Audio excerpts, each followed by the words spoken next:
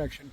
I'm looking at a septic tank today, and I got a question from a client from the other day. He asked me about the septic field, how long they last, and basically, is there an average lifespan and so on.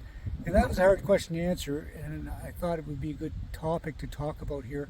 So let's have a look here. So I'm looking down into a tank right now. So there's different components to the septic system. You got the tank, your float, electrical, center wall, really important. But the question he had was not any of this, but the field.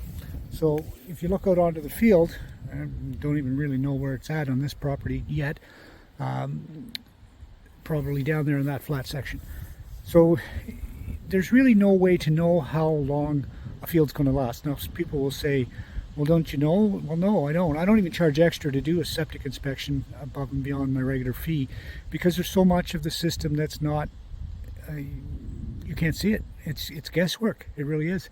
So, maybe you could say that a field system should last 20 years or 30 or 40 years, but it really depends. If you have a system that's been waterlogged or has the tank has overflowed multiple times and grease is pushed out into the field, and therefore the soil is no longer natural, then it's not going to last as long. It's like saying, how long is my Ford truck going to last?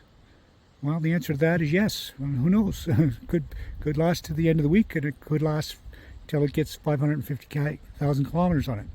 And I know some of you are going to say, well, that's a Chevy, but not a Ford, but that's okay. So my point is you just don't know.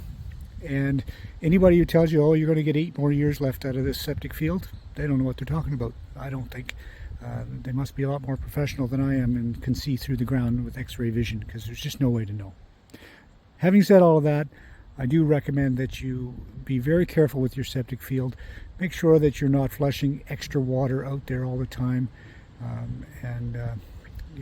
It's important that you treat the field with kid gloves, so to speak.